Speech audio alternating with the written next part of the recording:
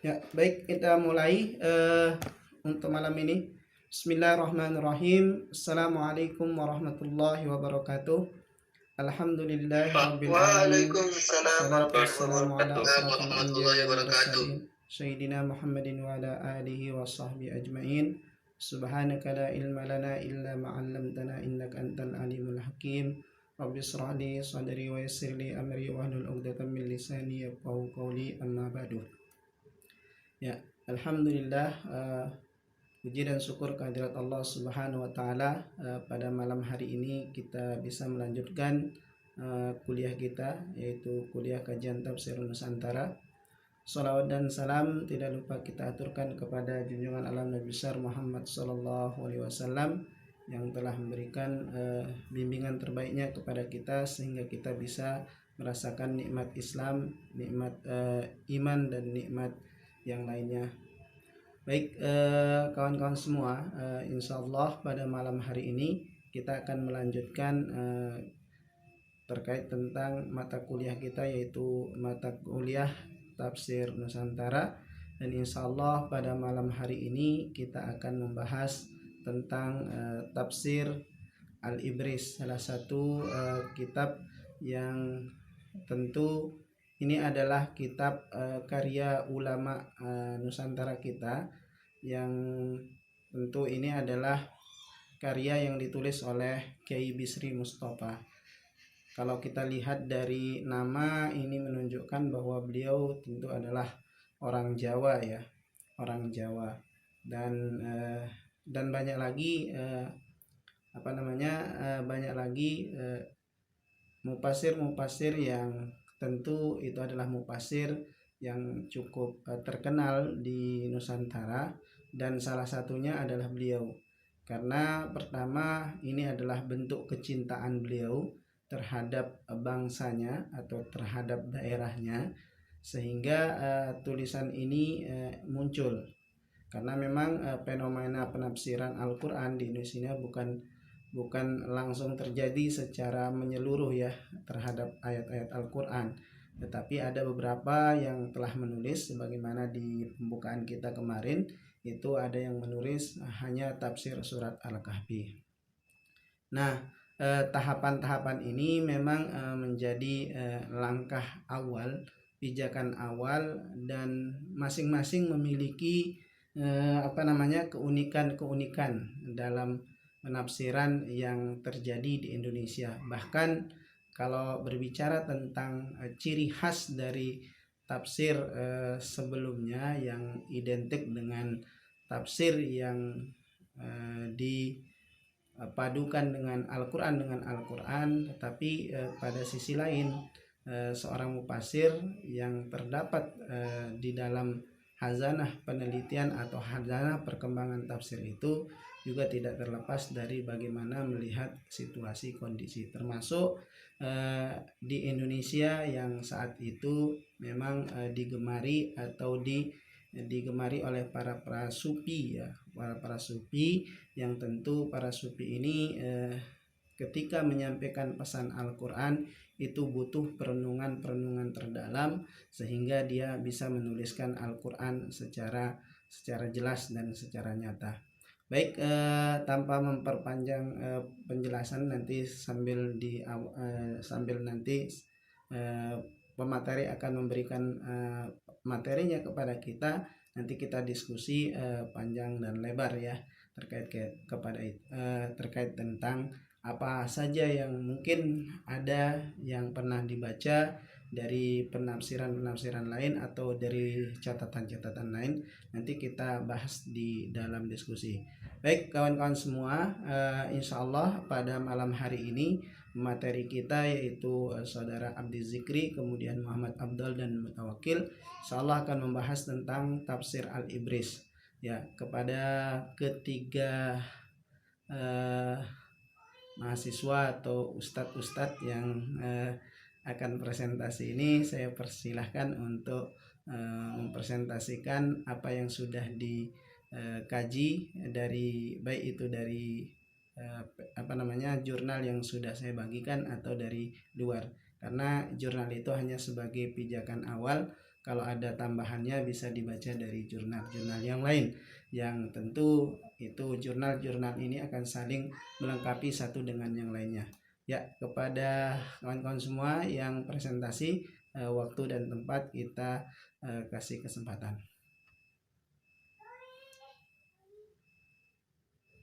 Ya, silakan. Apaan Ustaz? Lagi atur jaringan sebentar. Tunggu sebentar. Puan.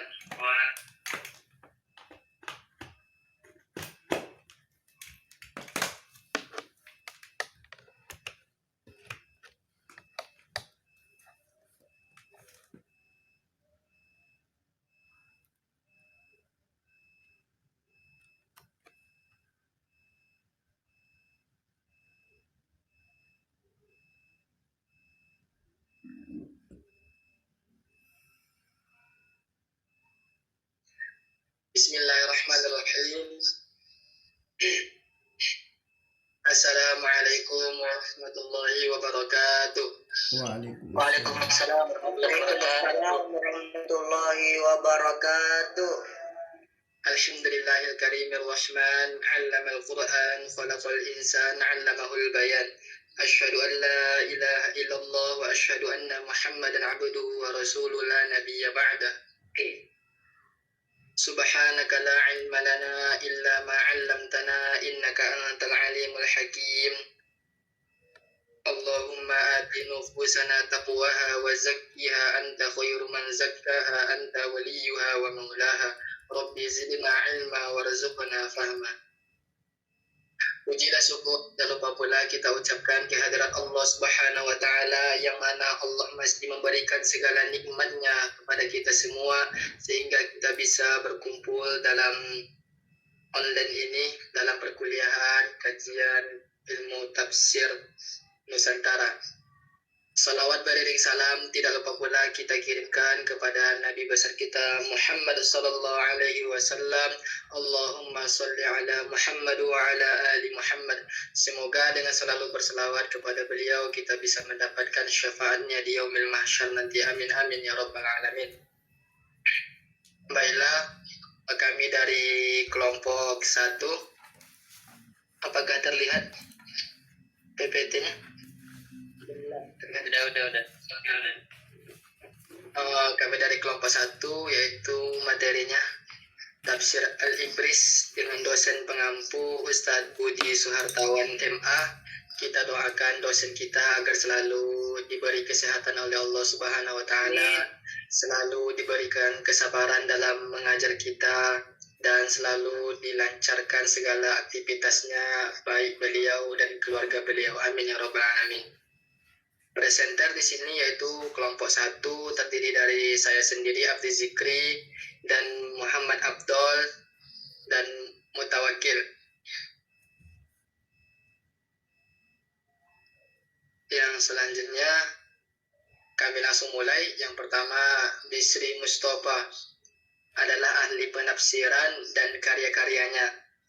Bisri Mustafa seorang ahli penafsiran terkemuka, dikenal karya-karyanya yang mendalam dan berpengaruh. Mari kita telusuri lebih dalam tentang tafsir Al-Ibris ini. Jadi Al-Ibris ini adalah seorang yang terkemuka juga di Indonesia.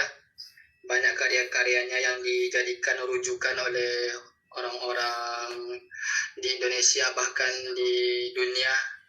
Tafsirnya dan karya-karyanya yang lain dijadikan rujukan. Dan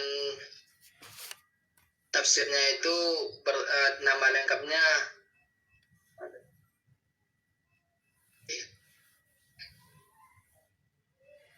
karena kita sering aja bilang namanya Al-Ibris, tapi nama panjangnya itu adalah Tafsir Al-Ibris Lima'rifah Tafsir Al-Quran Al-Aziz. Itu nama lengkap dari Tafsir Al-Ibris karya Bisri Mustafa. Yang selanjutnya, Bisri Mustafa dan penafsiran Al-Quran. Penafsirannya memandang Al-Quran ini sebagai sumber ajaran yang terpenting bagi umat Islam. Gagasan pemikirannya banyak dipengaruhi oleh sejarah penafsiran Al-Quran dari masa ke masa. Jadi cara Bisri Mustafa untuk mengambil atau untuk menafsirkan Al-Quran itu dia dari Al-Quran itu sendiri, dari pengertian Al-Quran itu sendiri, dan juga ada gagasan dan ide dari pemikiran beliau. Dan juga beliau juga memandang Al-Quran itu dari sejarahnya, dari budayanya, bagaimana ayat itu ketika turun, bagaimana budaya ayat juga ketika turun, itu juga yang dipandang dalam metode penafsiran Bisri Mustafa ini. Terus corak penafsirannya, Al-Ibris ini cenderung bercorak kombinasi antara fikih, sosial kemasyarakatan, dan sufi. Dalam arti penafsiran akan memberikan terkesan khusus pada ayat-ayat tertentu yang bernuansa hukum, tasawuf atau sosial kemasyarakatan. Corak kombinasi antara fikih, sosial kemasyarakatan, dan sufi ini harus diletakkan dalam artian yang sangat sederhana. Sebab jika dibandingkan dengan kitab-kitab tafsir yang bercorak tertentu, sangat kuat seperti misalnya tafsir Ahkam Al-Quran, ya Al-Jassos yang bercorak fikih, maka tafsir Al-Ibris ini jauh berada di bawahnya. Jadi kalau dari segi corak penafsiran ini, dari banyak atau dari sedikitnya literasi kami mungkin ya cenderung kombinasi. Jadi ada yang coraknya fikih, sosial kemasyarakatan, sufi, bahkan membahas tentang memasukkan pemikiran-pemikiran tasawuf gitu. Itu corak penafsirannya. Terus untuk pusat studi Al-Qur'annya, Bisri Mustafa mendirikan pusat-pusat studi Al-Quran bernama Lembaga Pengkajian Al-Quran dan Hadis atau LPQH yang berpusat di Yogyakarta. Pusat studi ini dijadikan wadah bagi kajian-kajian yang berkaitan dengan Al-Quran dan Hadis. Jadi ada satu lembaga yang beliau dirikan untuk mengkaji Al-Quran Hadis itu lebih mendalam. Yang selanjutnya, yang ini biografi Bisri Mustafa akan disampaikan oleh Ustaz Mutawakkil. Kepadanya alaika falyatafaddal mashkuran ma'jur. Bismillahirrahmanirrahim. Assalamualaikum. Saya lanjutkan presentasi dari Ustaz kita Ustaz Abdi. Saya masuk di biografi Kiai Haji Bisri Mustafa.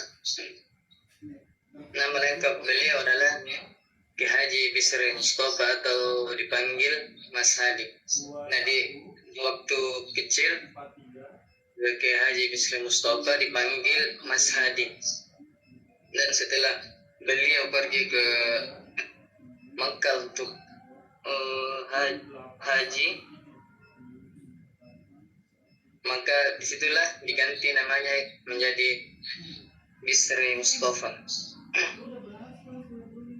Tanggal lahir beliau adalah lahir pada tahun 1915 Masehi. Tempat lahir beliau Pesawahan Rempang di Jawa Tengah. Beliau lahir di Rempang yang ada di Jawa Tengah. Pendidikan pesantren Ongko Loro. Dalam bidang kajian beliau adalah penafsiran Al-Quran. Karena beliau memang di waktu menuntut ilmu dia mengkaji penafsiran Al-Quran. Jadi dia menafsirkan Al-Quran yang dikenal sekarang dengan tafsir Al-Ibris. Nama orang tua beliau adalah Haji Zainal Mustafa dan Haji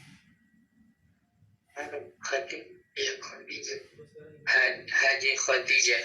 Inilah nama orang tua beliau yang mendidik beliau sampai sehebat yang kita baca sejarahnya.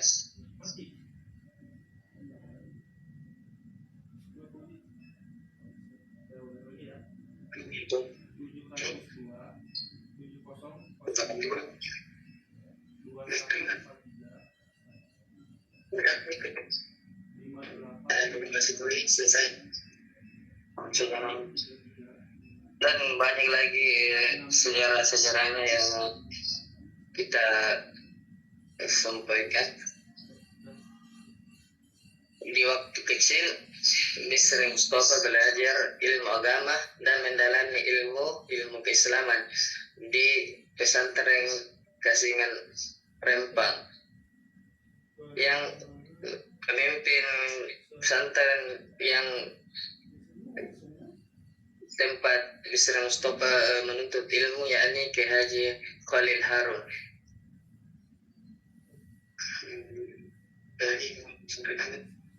Dan setelah itu dia melanjutkan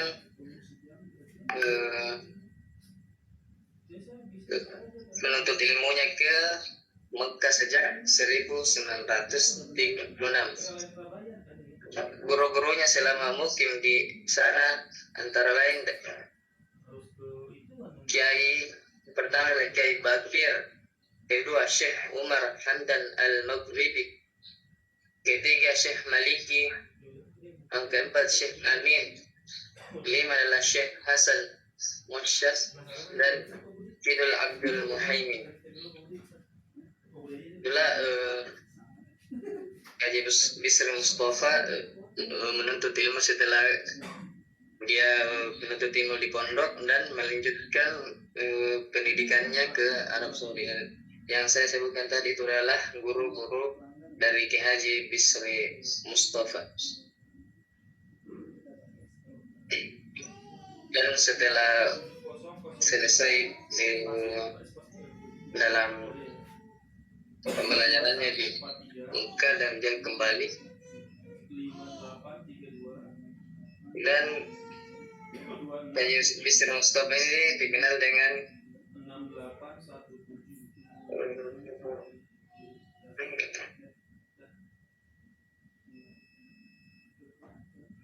sebagai singa podium karena dia sangat lantang dalam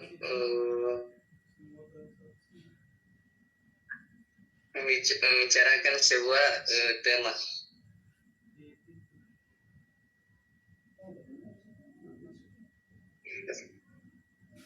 Dan nama pesantren Haji Bisri Mustafa adalah Rodatul Talibin.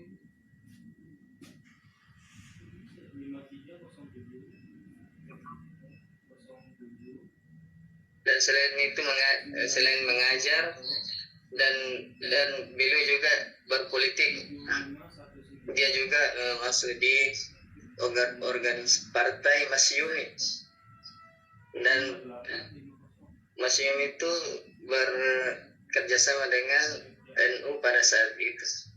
Dan pada saat itu pengajar apakah flagnya belum berpindah atau bagaimana?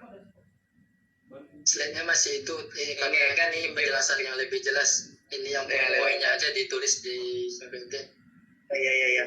Apa?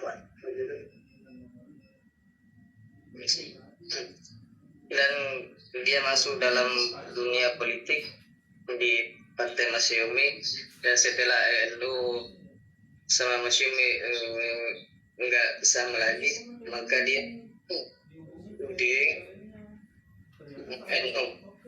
Dan beliau wafat pada tahun 16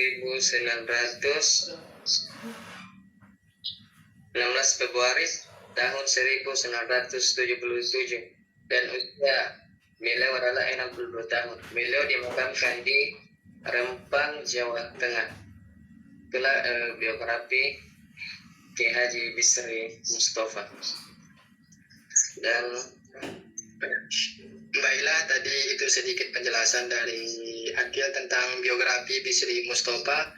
Afwan, kami di sini cuma menampilkan yang poin-poin pentingnya aja. Tapi dari tanggal lahir ini, dari literasi yang kami baca, kayaknya mungkin entah kami yang salah gitu, ada perbedaan yang kami temukan, ada yang 19, ada yang 1914, ada yang 1944 lahirnya. Tapi yang pernah kami pelajari bersama Ustaz Nasrullah ya 1915 Masehi dulu pas dia kisi gitu. Jadi kami bikin di sini 1915 Masehi, dan untuk bulan dan tanggalnya kami tidak tahu. Terus kalau untuk biografi selanjutnya pada 7 Rajab 1354 atau 1935 beliau menikahi Ma'rufah bin Kiai Haji Khalid. Dari pernikahan ini beliau dikaruniai 8 anak, yaitu Khalil, Mustafa, Adep, Faridah, Najihah, Labib, Nihayah, dan Atika. Pada sekitar tahun 1967, Bisri Mustafa kemudian menikah lagi dengan seorang wanita asal Tegal bernama Umi Atiyah, dan pernikahan ini beliau dikaruniai seorang putra bernama Maimun. Jadi Haji Bisri Mustafa itu mempunyai 2 orang istri. Yang pertamanya memiliki 8 orang anak, dan istri yang keduanya cuma memiliki 1 orang anak. Dan setelah itu ketika beliau sudah menjalani rumah tangga, kemudian beliau diseranglah penyakit, yaitu penyakit serangan jantung. Dan pada tanggal 16 Februari 1977 akibat serangan jantung itu Kiai Haji Bisri Mustafa meninggal di Semarang, Jawa Tengah. Rempang, Jawa Tengah. Itu sedikit biografi Bisri Mustafa. Kalau pengen lebih lengkapnya bisa nanti kita bahas mendalam. Yang selanjutnya ini tentang metode penafsiran Bisri Mustafa yang akan disampaikan oleh Ustadz Abdul. Kepada Ustadz Abdul, alaika falyatafaddal mashkuran ma'jur.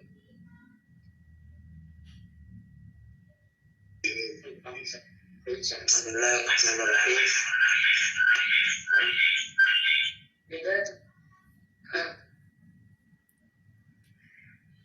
Bismillahirrahmanirrahim. Assalamualaikum warahmatullahi wabarakatuh. Waalaikumsalam warahmatullahi wabarakatuh.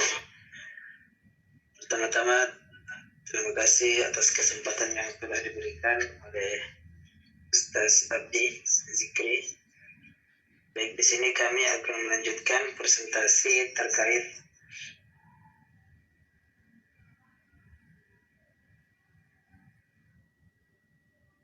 keterangan tentang tafsir Kiai Haji Bisri Mustafa. Selanjutnya pada slide metode penafsiran Kiai Haji Bisri Mustafa. Yang pertama, metode yang beliau pakai adalah metode tahlili. Metode tahlili yakni menjelaskan makna-makna yang dikandung ayat Al-Quran sesuai dengan urutannya dengan tertib, yaitu dari surah Al-Fatihah sampai dengan surah An-Nas. Kemudian penjelasan makna ayat tersebut dapat berupa makna kata atau penjelasan umumnya.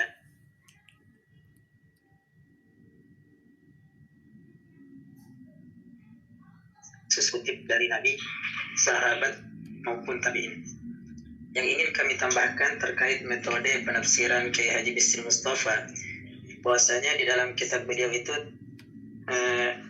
ada 2. Yang pertama ada terjemahan makna yang ditulis di bawah ayat Al-Quran dengan metode pemaknaan gandul, yaitu menulis makna kata per kata, kemudian disusulkan dengan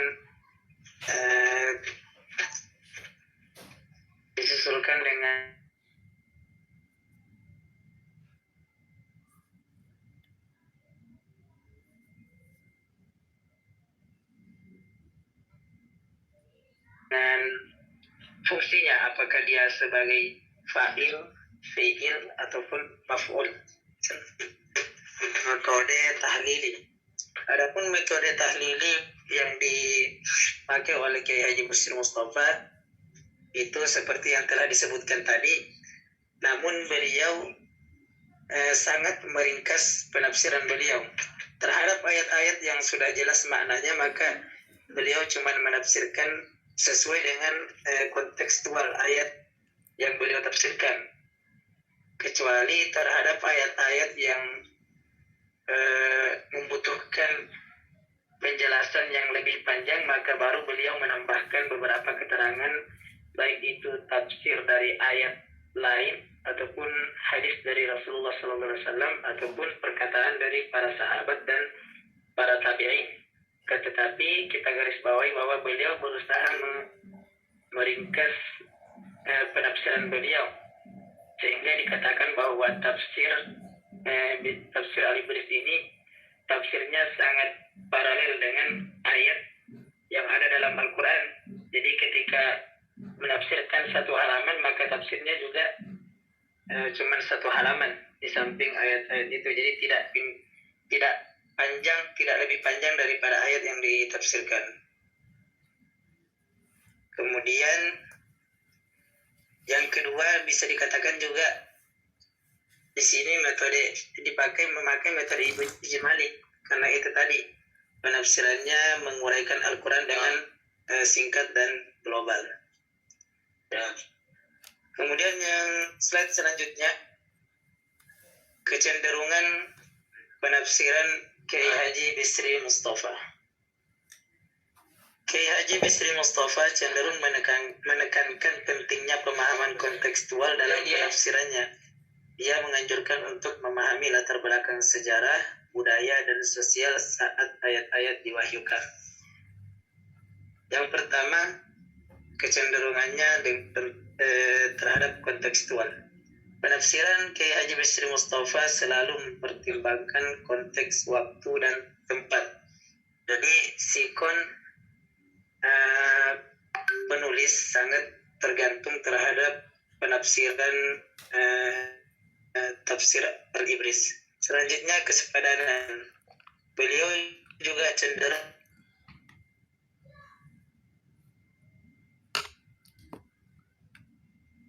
mencari kesepadanan antara pesan Al-Quran dengan kondisi sosial yang ada. Tiga, keteladanan. Kiai Haji Bisri Mustafa menekankan pentingnya menjadikan Al-Quran sebagai pedoman hidup. Selanjutnya, perspektif sosial. Beliau sering melibatkan perspektif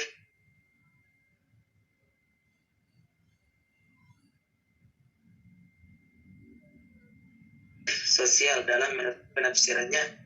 Untuk sedikit tambahan terdapat pada tafsir Al-Ibris, beliau memakai atau menuliskan tafsirnya dengan menggunakan bahasa Arab Pegon atau bahasa Jawa yang ditulis dengan menggunakan huruf Arab.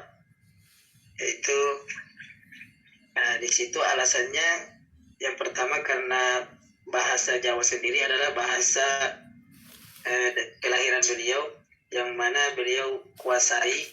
Kemudian yang kedua karena tafsir Al-Ibris ini beliau tujukan untuk kalangan yang ada di pedesaan, umumnya terhadap para santri yang berada di Pulau Jawa waktu itu, dengan bahasa Arab Pegon. Tujuannya agar mudah dipahami bagi khalayak umum. Kemudian selanjutnya, di slide selanjutnya, referensi buku atau jurnal dalam penafsiran Bisri Mustafa, Kiai Haji Bisri Mustafa. Nah, beberapa referensi yang Kiai Haji Bisri Mustafa ambil dalam menulis tafsir beliau, yakni ada kitab Ma'rifatul Quran. Kemudian beliau juga menulis tafsir dengan pendekatan kontekstual dalam penafsiran Al-Quran. Kemudian tafsir kemodernan perspektif Bisri Mustafa. Selanjutnya ada tafsir Al-Jalalain, tafsir Al-Baydawi, dan tafsir Al-Khazin. Itu dari beberapa kitab atau buku. Di situ juga terdapat kitab yang beliau tulis sendiri karena memang beliau terkenal hobi menulis. Selanjutnya ada beberapa jurnal Yang pertama jurnal Al-Adl, yang kedua studi Al-Quran dan tafsir, selanjutnya jurnal Islamic Studies Journal. Kemudian slide selanjutnya, pengaruh Bisri Kiai Haji Bisri Mustafa dalam dunia penafsiran. Penafsiran Kiai Haji Bisri Mustafa telah memberikan kontribusi signifikan dalam pemahaman Al-Quran dan konteksnya. Karya-karyanya menjadi acuan penting bagi para penafsir masa kini. Yang pertama, tugas mengajar. Kiai Haji Bisri Mustafa menjadi pengajar di beberapa pesantren dan perguruan tinggi di Indonesia. Kita ketahui bahwa beliau merupakan pendiri daripada pondok pesantren Rawdatul Thalibin yang ada di Rembang. Nah, kemudian yang kedua, di samping kesibukan beliau dalam mengajar, beliau juga banyak menerbitkan buku dan artikel-artikel ilmiah yang menjadi rujukan dalam penafsiran Al-Quran. Kemudian yang ketiga, penyebaran pengajaran. Kiai Haji Bisri Mustafa aktif mengadakan kajian, seminar, dan pelatihan untuk membagikan pengetahuan tentang penafsiran. Nah, ini salah satu alasan kenapa para pengamat atau peneliti tafsir Al-Ibris ini tidak tahu kapan dimulai pertama kalinya penulisan tafsir Al-Ibris, karena Kiai Haji Bisri Mustafa ini sangat seringkali bepergian untuk mengadakan kajian di tempat-tempat tertentu, dan beliau senantiasa membawa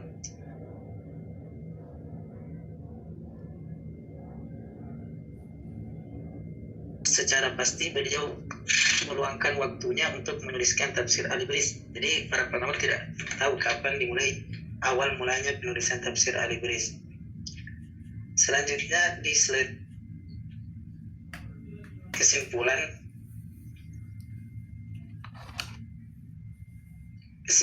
yang pertama, bahwasanya Kiai Haji Bisri Mustafa adalah seorang ahli penafsiran Al-Quran yang memiliki metode dan karya yang sangat berpengaruh. Pendekatannya yang kontekstual dan kajian yang mendalam telah menjadi sumber inspirasi bagi banyak penafsir dan peneliti di dunia. Yang kedua, Kiai Haji Bisri Mustafa merupakan seorang tokoh muslim progresif yang memiliki pengaruh besar di Indonesia dan di luar negeri. Penafsiran Al-Quran yang dihasilkannya terkenal dengan kritiknya yang berlandaskan akal, konteks sejarah dan budaya, dan universalisme. Dari pemikiran yang beliau wariskan, kita dapat menemukan nilai-nilai universal yang dapat diaplikasikan dalam kehidupan sehari-hari. Itu kesimpulan terkait biografi beliau. Adapun kesimpulan terkait pendekatan tafsir Al-Ibris,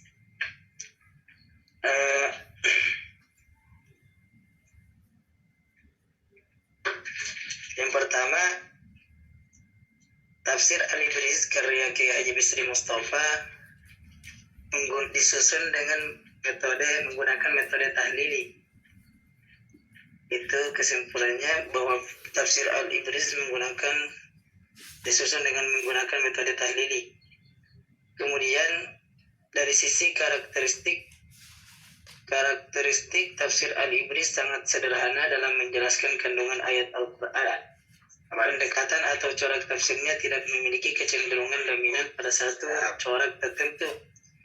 Makanya tafsir ini tadi dikatakan merupakan kombinasi dari berbagai corak, yaitu ada corak fikih, corak sosial kemasyarakatan, dan juga corak tasawuf. Dari segi aliran dan bentuk tafsir Al-Ibris termasuk beraliran tradisional dan bil maksur dalam artian yang sederhana. Mungkin itu kesimpulan dari kami. Selanjutnya kami serahkan kepada moderator Ustaz Abdi Sikri. Betul.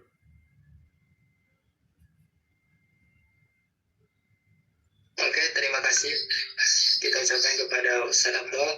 Itu tadi sedikit tentang tafsir Al-Ibris dan bagaimana coraknya, dan tafsir Al-Ibris itu cenderung kemana penafsirannya, bagaimana cara penafsirannya.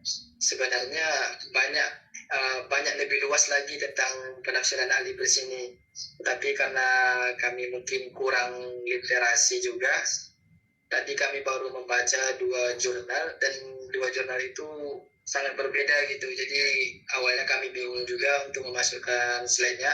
Di sini ada presentasi, ada referensinya dari itu jurnal yang Ustaz kasih, terus dari Google Cendekia, dan terus dari jurnal yang lain, dan ini dari jurnal yang lain juga. Terus tadi yang slide yang kami hapus itu ada beberapa, tapi ini mungkin sekedar aja sih. Ini kami temukan di tempat lain atau di jurnal lain, bahwasanya metode penafsiran Bisri Mustafa itu ada yang analogi, ada yang ma'rifatul Quran, ada yang taujihi gitu. Ini yang tertulis di artikel lain. Dan yang selanjutnya, ini sebenarnya yang dari artikel atau jurnal yang dikirim sama Ustadz di grup. Tentang metode penafsiran Bisri Mustafa ini dibagi menjadi 4 pendapat gitu. Jadi kami bingung. Tadi sempat juga diskusi sama Abdul kan, gimana yang slide ini dimasukkan aja atau enggak. Jadi Anda turunkan slide ini sekadar pengetahuan aja. Yang pertama itu menurut Parmawi, bahwasanya dia menyebutkan bahwa penafsiran Al-Ibris Bisri Mustafa ini menggunakan metode tahlili seperti yang disampaikan oleh Abdul tadi. Terus yang kedua, menurut pandangan Yunan Yusuf, bahwasanya bersumber dari Al-Quran, yakni Al-Quran ditafsirkan menurut bunyi ayat tersebut, bukan ayat dengan ayat. Seperti telah dijelaskan sebelumnya, Al-Ibris adalah tafsir yang sangat sederhana. Ayat-ayat yang sudah jelas maksudnya ditafsirkan mirip dengan terjemahan. Sedang ayat-ayat yang memerlukan penjelasan lebih dalam diberikan keterangan secukupnya. Kadang-kadang dijumpai tafsir berdasarkan ayat Al-Quran yang lain, hadis, atau bahkan ra'yu, tetapi tidaklah dominan dan terjadi dengan makna yang sangat sederhana. Sedang dari pemetaan bidang tafsir Al-Ibris itu sendiri gitu. Jadi ini tadi kami coba pahami, juga agak masih bingung, mungkin ada tambahan dari teman-teman nanti. Terus yang selanjutnya dalam konteks hermeneutika, ini artinya dalam konteks penafsirannya, bahwasanya yang disampaikan Abdul tadi itu gandul membahas satu kata perihal dengan analisis bahasa yang sangat penting dalam mengungkap struktur bahasa yang menjebak gitu. Jadi di sini memang teliti lah gitu, ada kosakata yang tidak dipahami, ya maka fokus di satu kosakata itu dia pahami, apakah dia pahami mendalam kata tersebut. Yang pendapat selanjutnya ada metode analitis. Sedang dari pemetaan bidang tafsir Al-Ibris menggunakan metode analitis dalam kategori komponen eksternal. Artinya penafsiran dilakukan melalui makna kata per kata, selanjutnya dijelaskan dengan makna satu ayat seutuhnya. Itu sedikit tadi pendapat yang dijelaskan di jurnal yang ada di grup. Mungkin ini sedikit pembahasan kami tentang tafsir Al-Ibris. Mungkin teman-teman yang lain sudah lebih luas membaca jurnal atau artikel-artikel lain tentang karya Bisri Mustafa ini, mungkin bisa kita sekarang bertukar pikiran, sharing-sharing, karena kan Bisri Mustafa ini ulama Indonesia yang sangat hebat lah, bahkan bukan di Indonesia saja, tapi di dunia juga diakui ilmunya oleh banyak manusia gitu. Kita kembalikan ke dosennya.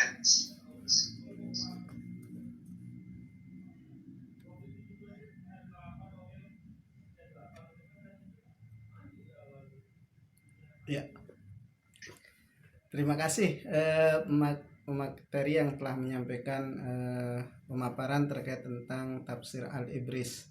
Ya, sebelum sesi pertanyaan, ini terkait tentang slide-nya ya. Ini anaknya beliau ya, yang awal ya, bukan yang aslinya. Fotonya ini mungkin ini apa namanya, bukan beliau yang dimaksud. Yang terakhir itu yang di kesimpulan itu yang kalau yang ini fotonya apa namanya, Bisri Mustafa, karena beliau ini adalah anak dari Mustafa Bisri ya. Mustafa Bisri namanya kalau nggak salah ya beliau ini, dan beliau masih hidup ya. Iya tadi sempat ragu juga, tapi kayaknya mirip gitu. Itulah ada masukan dari foto. Ya nggak apa-apa.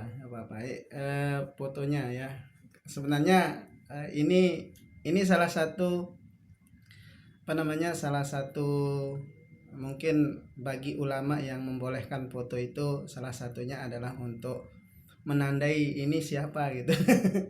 Tapi ini cuman lelucon aja ya. Ada juga yang nggak boleh ya, itu tergantung siapa yang memandang. Nah baik, terkait tentang Bisri Mustafa ini banyak hal ya yang bisa kita dapatkan ya, walaupun kawan-kawan sudah baca dari beberapa jurnal ya. Tetapi mungkin sebelum kita nanti ada beberapa yang ingin saya sampaikan ya, mohon nanti dari kawan-kawan untuk memberikan masukan kepada pemateri atau pertanyaan yang mungkin ada kaitannya tentang materi yang kita bahas pada malam hari ini. Ya silakan.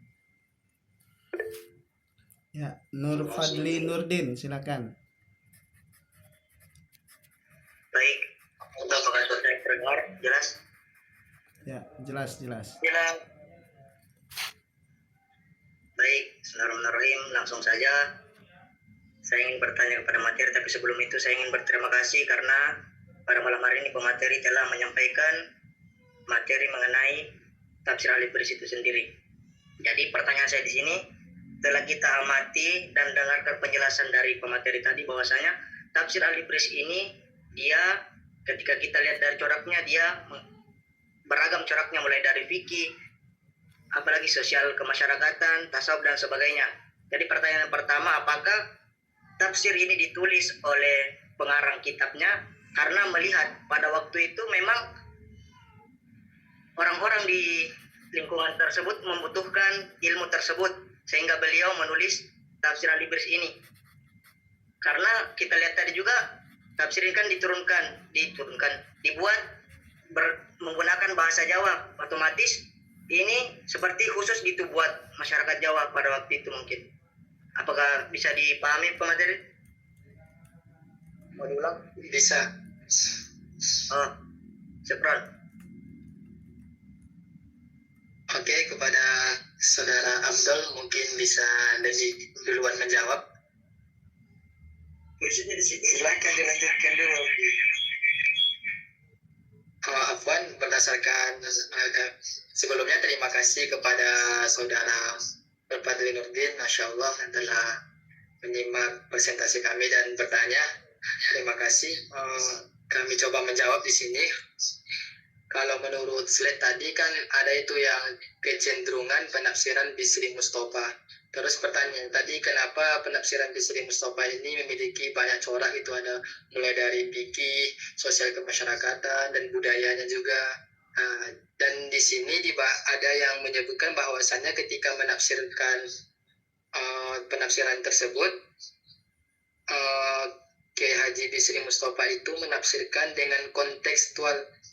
Kontekstual di sini, penafsiran Kiai Haji Bisri Mustafa selalu mempertimbangkan konteks, waktu, dan tempatnya, gitu.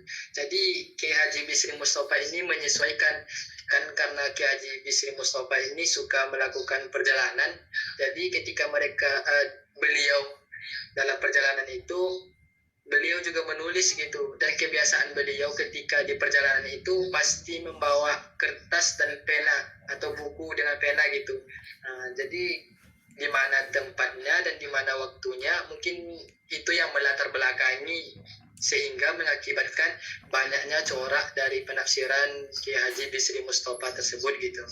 Karena kan dari segi sejarahnya juga, bahkan keluarganya sendiri tidak tahu bahwasannya beliau sedang menulis tafsir gitu, sedang menulis kitab tafsir. Tahunya itu ketika keluarganya itu lagi ekonominya sudah membaik, dan itu pun cuma tahu keluarganya sedikit, tidak banyak keluarganya yang tahu bahwasannya dia menulis kitab tafsir gitu. Jadi kenapa dia ada banyak corak?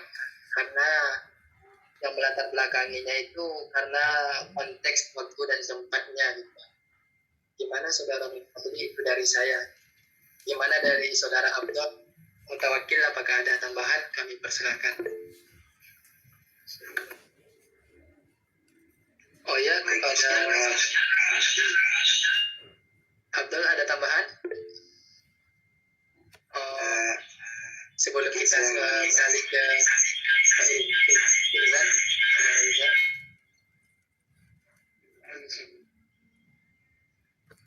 Saya izin menambahkan sedikit terkait pertanyaan dari Ananda Nur Fadli. Yang saya tangkap pertanyaan beliau, apa yang menjadi latar belakang penulisan tafsir Al-Ibris, sehingga tadi disebutkan coraknya ada beberapa corak gitu, dan juga dituliskan dalam bahasa Arab Pegon. Yang pertama yang perlu kita ketahui bahwasanya penulisan tafsir Al-Ibris ini dilakukan di waktu atau pada masa pasca kemerdekaan Republik Indonesia, sehingga kita ketahui bahwasanya pasca kemerdekaan itu masyarakat yang khususnya di Pulau Jawa, keadaan masyarakat itu waktu itu belum bersatu, jadi ada beberapa terbagi-bagi, terjadi polarisasi di masyarakat, sehingga untuk menyatukan itu para ulama terdorong untuk menulis buku yang berkaitan baik itu tentang masalah fikih, tentang sosial kemasyarakatan, bahkan sampai kepada masalah ke siasah atau politik dalam Islam. Makanya kenapa kita dapatkan salah satu corak penafsiran beliau adalah corak fikih, karena beliau berusaha menjelaskan kepada masyarakat waktu itu. Kemudian kenapa beliau juga tafsir beliau juga termasuk bercorak tasawuf, karena beliau itu juga termasuk tokoh yang tergabung dalam golongan tradisionalis pada pasca kemerdekaan itu, karena pada waktu itu ada dua golongan, ada yang tradisionalis dan ada yang modernis. Sedangkan beliau ini termasuk di kategori atau golongan kaum tradisionalis, sehingga tidak asing dengan hal-hal yang berkaitan dengan dunia sofistik, dan juga didukung oleh keadaan masyarakat waktu itu, di mana keadaan sosial kemasyarakatan yang terjadi, sehingga mendorong beliau untuk menuliskan penafsiran yang bercorak sosial kemasyarakatan. Mungkin itu sedikit tambahan dari kami. Gimana saudara Nur Fadli? Alhamdulillah, lumayan. Cukup. Silakan kepada saudara Irzan, apakah ingin menambahkan atau bertanya? Silakan saudara Irzan. Terima kasih atas kesempatan yang diberikan. Tapi kayaknya kata penanya sudah cukup. Nggak apa-apa lah, tambahkan sedikit ya. Nggak apa-apa ya. Boleh kita sharing-sharing lah, karena ilmu luas. Sebelumnya terima kasih kepada pemateri sudah menyampaikan materinya pada malam hari ini, dan juga Masya Allah pertanyaan yang dibuka oleh pertanyaan yang juga luar biasa, yang memang penting sebenarnya untuk kita ketahui, karena biasanya dari beberapa kitab-kitab itu, jangankan kitab tafsir ya, di antara beberapa kitab yang dibuat oleh orang tertentu ya biasanya punya tujuan-tujuan tertentu. Itu juga tadi menjadi pertanyaan oleh Nur Fadli, apa yang menjadi latar belakang atau tujuan ditulisnya tafsir Al-Ibris ini oleh Kiai Haji Bisri Mustafa. Baik, saya izin menambahkan sedikit juga tadi jawaban dari saudara Abdi dan Afdal juga sudah lumayan mengisi. Saya kutip dari website tanwir.id, teman-teman bisa lihat di sini ada tentang sekilas tentang karakter dari tafsir Al-Ibris, juga dijelaskan tentang siapa penulisnya, biografinya cukup panjang. Namun kita fokus ke bab tentang karakter kitab tafsir Al-Ibris. Nah, di sini dijelaskan bahwa kitab ini ditulis oleh Kiai Haji Bisri Mustafa. Itu dia punya keinginan. Apa keinginannya? Dia mau supaya dirinya itu atau apa yang bisa dia lakukan atau karya yang bisa dilakukan itu dapat bermanfaat bagi masyarakat dan seluruh kalangan masyarakat Indonesia, seperti tadi yang disebut oleh Afdal tadi, bahwa saat itu adalah masa-masa yang masih sangat butuh stabil karena ya, penjajahan sebelumnya dan segala macamnya. Makanya di sini Kiai Haji Bisri Mustafa ingin bagaimana supaya dia punya karya atau minimal dia bermanfaat bagi masyarakat Indonesia, khususnya masyarakat Jawa. Nah, tentu dalam hal ini adalah dalam memahami Al-Quran. Nah, di mana diambil itu? Ternyata penjelasan ini ada di Muqaddimah tafsir Al-Ibris itu sendiri, di Muqaddimah. Nah, itulah kenapa tafsir Al-Ibris ini berbahasa Arab, berbahasa Jawa pegon, karena di situ dijelaskan di Muqaddimah itu kata Kiai Haji Bisri Mustafa, dumateng nger sanipun poro mitro muslim ingkang sami mangertos tembung daerah Jawi dan seterusnya. Pokoknya kurang lebih seperti itulah. Ini ternyata ada di pembukaan, ada di Muqaddimah kitab tafsir Al-Ibris itu sendiri.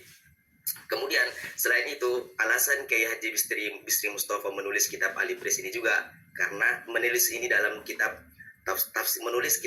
tafsir ini dalam bahasa Jawa karena dia murni ingin melestarikan bahasa Jawa. Kurang lebih demikian, semoga bisa membantu. Jazakumullahu khairan katsiran. Masya Allah, tambahan yang sungguh menambah wawasan kita dari Saudara Irzat. Kami ucapkan terima kasih. Selanjutnya ini yang merespon Saudara Agun, mungkin ingin menambahkan atau bertanya kepada Saudara Agun. Tafadhol. Sebelumnya sudah boleh mengajukan pertanyaan selanjutnya? Oh, boleh. Baik, syukur materi yang sudah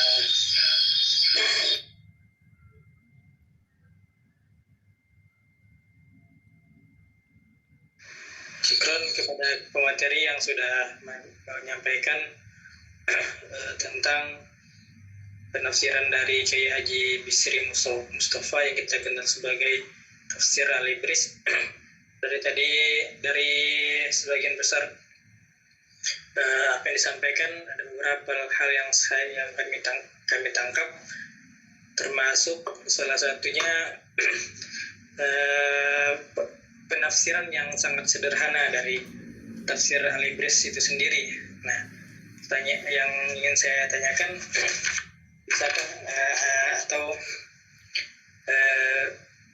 bisakah pemateri berikan salah satu contoh penafsiran yang, kan tadi katanya sebagian besar penafsirannya sederhana, maksudnya tidak terlalu rumit.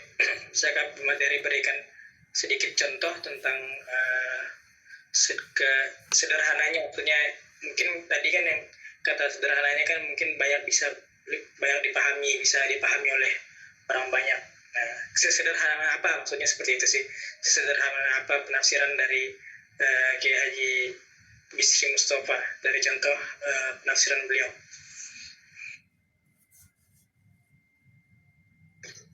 Syukur. Afwan, terima kasih. Kami ucapkan kepada Saudara Agung yang telah bertanya. Mungkin pertanyaannya bisa dijawab oleh Saudara Abdul. Silakan kepada Saudara Abdul atau Saudara Mutawakil dijawab. Sambil menunggu saudara Abdul dengan saudara Mutawakil tadi, ini mungkin saudara Mutawakil ingin menjawab kepada saudara Akil, dipersilahkan baca di bawah. Ya, ini yang saya dapat dari website. Contoh penafsirannya dapat dilihat dalam penafsiran kata, suaranya nggak dikurang. Dalam penafsiran kata man nafsin min nafsin wahidah. Ya ayuhan nasu ittaqu rabbakum alladzi khalaqakum min nafsin wahidah. Muslim Mustafa menafsirkannya sebagai berikut. Wah, pas panjang. Ini bahasa artinya orang-orang ini bahasa baik.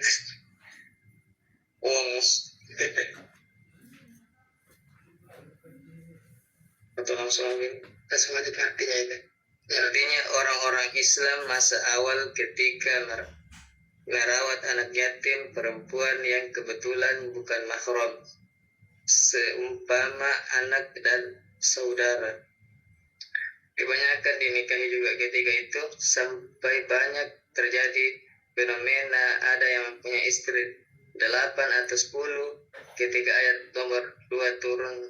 Maksudnya surah An-Nisa ayat kedua, orang-orang tadi lalu khawatir tidak bisa berbuat adil, lalu banyak yang galau. Kemudian Allah Subhanahu wa taala menurunkan ayat ketiga surah An-Nisa yang isinya ketika kalian semua khawatir tidak dapat berlaku adil terhadap anak yatim yang kalian pelihara, maka nikahilah 2, 3 atau 4 dari wanita yang kamu senangi. Jangan sampai lebih dari 4. Ketika kalian semua khawatir tidak dapat berlaku adil dalam menafkahi dan menggilir, maka nikahilah 1 wanita saja, atau merasa cukup dengan jariah yang kamu miliki. Nikah 4 atau 1 atau merasa cukup, ya, jariahnya itu sebenarnya lebih menjamin keadilan. Itu dari tafsirnya. Itu tadi contohnya yang disampaikan oleh saudara Akil, bahwasanya dia ambil contohnya dari surat An-Nisa tadi. Bahwa saya surat An-Nisa dari ayat 1 sampai ayat 3, tentang ayat 2 sampai ayat 3, bahwasanya tentang pernikahan. Jadi di situ tadi saudara Abdul kan bertanya sederhana, apakah tafsir Iblis itu.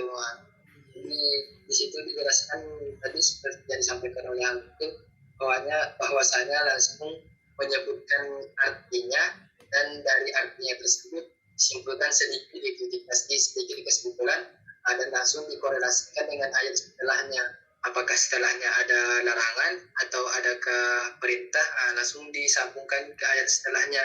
Contohnya tadi kan ketika kalian tidak bisa menikahi, ketika kalian menikah 4 orang, terus kalian tidak bisa berbuat adil, dan langsung dikorelasikan dengan ayat setelahnya, langsung diambil kesimpulan kalau tidak bisa berbuat adil, ya cukup 1 aja, agar kalian bisa berbuat adil, dan agar juga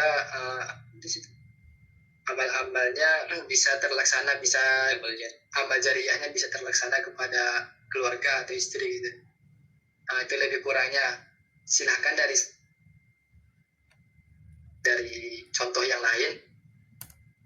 Masyaallah, siap. Sambil menunggu saudara Abdul, kami sebenarnya ketika mencari contoh-contoh penafsirannya, seperti yang dibilang oleh Agun tadi, bingung juga karena pakai bahasa Jawa, pengen bahasa Jawa itu pakai bahasa Jawa semua. Mungkin kalau di translate takut salah gitu. Jadi wong Islam yang zaman awal akhir anak kan saudara Abdul. Ini kami dapatkan lagi beberapa contoh penafsiran dari Kiai Haji Bisri Mustafa. Yang pertama, beliau menafsirkan surah Al-Baqarah ayat 62 yang bertemakan hidup damai dan berdampingan. ayatnya innalladzina amanu walladzina hadu wan nasara was-sabiina man amana billahi wal yawmil akhir wa 'amila shalihan falahum ajruhum 'inda rabbihim wala khaufun 'alaihim wala hum yahzanun. Ya, seperti tadi beliau menafsirkan ayat ini dengan memakai bahasa Arab Pegon. Saya nggak bisa membacakan bahasa Jawanya. Cuman di sini terjemahan dari penafsiran beliau kurang lebih seperti ini. Bahwasanya orang-orang yang beriman kepada nabi-nabi sebelum Nabi Muhammad SAW dan orang-orang Yahudi dan orang-orang Nasrani dan golongan-golongan Soibah, yakni was-Soibina, siapa saja dari mereka yang sekarang beriman kepada Allah Subhanahu wa taala dan hari kiamat, wa amila sholihah, serta beramal baik, yaitu melakukan syariat Nabi Muhammad SAW, maka orang tersebut akan mendapat pahala dari amal yang dikerjakannya di hadapan Tuhan, dan tidak ada kekhawatiran bagi mereka dan juga tidak mengalami kesusahan. Jadi dari uraian di atas kita dapat menyimpulkan bahwa Kiai Haji Bisri Mustafa menjelaskan bahwa kaum Nasrani, kaum Yahudi, dan kaum Sabi'ah yang beriman kepada Nabi Muhammad SAW dan hari kiamat dan beramal baik, maka orang tersebut juga mendapatkan pahala atas apa yang ia lakukan kelak di hadapan Allah, dan eksistensi agama mereka juga diakui. Nah, ini bentuk salah satu penafsiran beliau terhadap ayat-ayat. Jadi memang kita lihat beliau sangat berusaha untuk meringkas penafsiran beliau, tapi tetap berdasarkan pemahaman yang beliau dapatkan. Ada beberapa contoh yang lain, tapi kami rasa itu cukup. Gimana dengan jawaban yang diberikan oleh saudara Akil dan saudara Abdul? Saudara Agung, apakah saudara mengerti atau gimana gitu, atau masih belum? Insyaallah mungkin dari dua contoh penafsiran tadi yang memang terasa sangat singkat dan jelas itu yang di ayat yang kedua ya, karena di situ jelas dari mana diterjemahkannya. Kalau tadi yang di ayat pertama kan di surah Nisa langsung lompat ke ayat penafsiran ayat yang ketiga. Iya. Mungkin cukup dari apa yang telah dipaparkan oleh pemateri. Syukran. Afwan, terima kasih kami ucapkan kepada saudara Agun yang telah bertanya. Kepada teman-teman yang lain, mungkin ada literasi-literasi yang baru yang didapatkan tentang tafsir Al-Ibris ini. Karena kan dari seorang Bisri Mustafa itu memang orang yang berpengaruh di Indonesia ini. Apalagi ketika beliau menulis tafsirnya memang disuruh oleh kondisinya, memang kondisi yang menyuruh beliau untuk bersuara melalui tafsirnya gitu.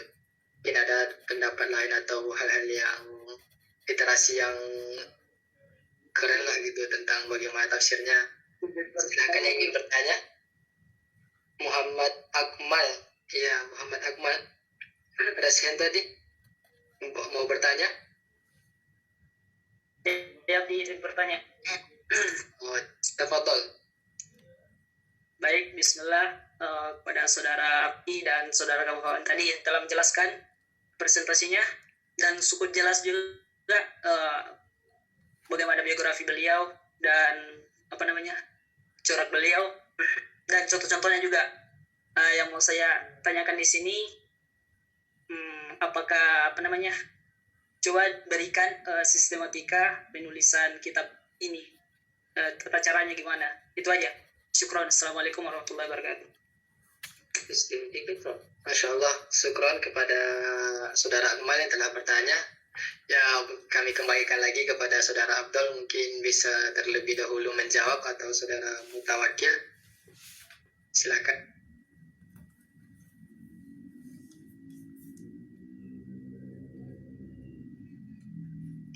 Afwan, bagaimana tadi pertanyaannya? Pertanyaannya sebutkan sistematika penulisan tafsir Al-Ibris.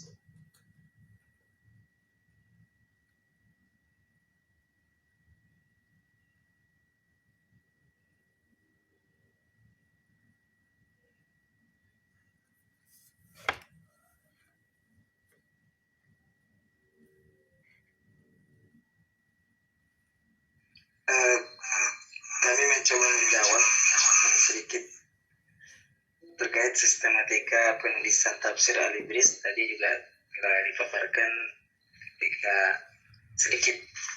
Jadi beliau Kiai Haji Bisri Mustafa menafsirkan Al-Quran ini tadi kan dengan memakai metode tahlili. Ya, secara jelasnya beliau itu menafsirkan kata per kata. Jadi dari kata per kata beliau tuliskan maknanya. Kemudian nanti dari kata per kata itu kan terangkum dalam satu ayat. Nah, dari satu ayat ke ayat yang lain beliau juga berusaha menampilkan munasabah jika memang terdapat munasabah antara ayat satu dan ayat berikutnya. Nah, jadi dari kata per kata beliau menuliskan maknanya, kemudian menafsirkan ayat per ayat yang terdapat munasabah di dalamnya. Kemudian sistematika penulisan tafsir beliau itu berurutan dengan menggunakan metode mushafi. Mushafi yaitu mulai dari surah Al-Fatihah dan diakhiri dengan surah An-Nas. Kurang lebih itu sedikit tambahan. Mungkin saudara Abi bisa melengkapi. Gimana saudara Akmal berdasarkan jawaban yang disampaikan oleh Afdal? Itu sistematika cara penulisan tafsir Al-Ibris. Sebenarnya kalau pengen lebih jelasnya bisa dibaca itu jurnal yang Ustadz kasih di grup. Kalau pengen lebih jelasnya di situ ada itu sistematika tafsir di situ. Seperti yang disampaikan oleh Abdul tadi, bahwasanya dimulai dari surah Al-Fatihah sampai surat An-Nas. Jadinya tafsir itu memang ayat per ayat, tafsirnya ringan dan mudah juga dipahami. Gimana saudara Akmal? Oh ya, siap-siap. Sangat jelas. Syukron pada saudara Abdi dan teman-teman Abdul sama siapa lagi? Siapa? Utawakil. Syukron jazakallahu khairan. Oh iya, Akmal. Terima kasih kepada saudara Akmal yang telah bertanya. Pada teman-teman yang lain boleh juga bertanya biar suasana kita lebih cair, biar nggak ngantuk gitu. Silakan mau bertanya, apa gitu yang mau ditanyakan kita bahas. Oke, silakan kepada Muhammad Hasan. Boleh es breaking dulu. Ice breaking dulu. Oh, Dapat Ustaz, siapa yang bisa pimpin ice breaking? boleh mau ice breaking? Angkat tangan di sebelah. Oke, semua angkat tangan ke atas. Katakan guys. Menurut Fadli biasa ice breaking. Kalau Rizky, udah tahu saya bang. Rizky mana Rizky? Aduh. Agun biasanya itu ice breaking. Ayo. Abdul. Gak tahu saya ice breaking.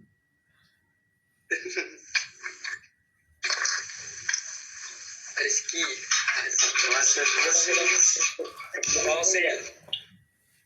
Ice breaking. Ada tuh boleh. Nuasir. Masih guys. Oke guys. Oke. Nuasir dari sana. Ustadznya lagi kubur kayaknya. Enggak, dari Es breaking nanti dipimpin oleh Mutawakil di akhir. Mana Gil? Oke, saya silakan dilanjutkan dulu nanti di akhir lah. Oke dah. Soalnya membacakan sosial katanya Abdi tadi. Masya Allah. Silakan kepada saudara Hasan. Tetap semangat, jangan tidur. Tafadhol. Tadi Hasan yang raise hand. Ya, silakan. Ya. Ya udah. Suaranya kurang jelas. Dikasih dekat-dekat bang, mulutnya di speaker biar kedengaran jelas. Sudah jelas? Udah. Tiga yang bertanya singkatannya sih, makna gandul itu apa ya? Baru Di situ kan ada langsung beberapa tadi, Ya. karena belum paham itu makna gandul itu apa. Udah sih banyak kita. Oke, terima kasih kami ucapkan kepada saudara Hasan yang pertanyaannya simpel dan padat. Itu kan gandul itu bahasa Jawa. Oh, ini saudara Agil kayaknya mau menjawab. Tadi Anda udah mau jawab sih, tapi karena Agil pengen menjawab pada saudara Agil. Nanti ini kepada saudara Agil dipersilakan.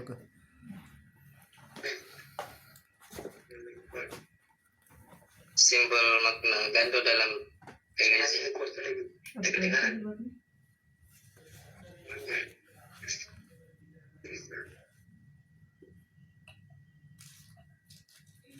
Bisa dapat. Ya. Itu gandul itu bahasa Jawa. Udah, bisa jawab. Kajian kita. Oke.